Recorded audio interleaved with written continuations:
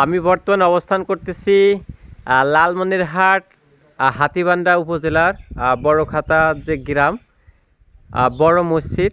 এই মসজিদটা হচ্ছে 1300 বছরের আগের পুরনো, এখনও আর কি সেইভাবেই আছে। আর ওই যে পাশে আছে ভারতের বাড়ি ঘরদোর দেখা যায়, এদিকে ভারতের বাড়ি ঘরদোর, ঠিক আছে। আর আরেকটা বিষয়, আর এই জায়গায় নাকি প্রতি শুক্রবারে অনেক মানুষ নামাজ পড়তে আসে, এবং সেই সাথে এখানে যে নামাজ পড়ার জন্য টাকা তোলা হয় সেটা কিনা 2 থেকে 2.5 লাখ টাকা হয়ে থাকে, যেটা হিউজ পরিমাণ। আর এখানে সবাই মানত করতে আসে বিভিন্ন জায়গা থেকে। আর এখানে আরেকটা জিনিস দেখায়, যে এখানে বলেই দিয়েছে যে বাচ্চাদের চুল নেড়া করা নিষেধ, মানে টাক করানো, যেটা আমরা বুঝি আমাদের ভাষায়। এই হচ্ছে অবস্থা।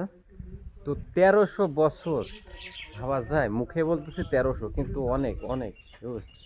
আর কাজগুলো দেখলেই আর কি মন জুড়িয়ে যাচ্ছে, যে এত সুন্দর। আমি সৈয়দপুরের চীনা মসজিদে যেতে পারি নাই, ওই মসজিদও নাকি এমন। তো যাই হোক, মসজিদ তো মসজিদই, আল্লাহর ঘর। এই যে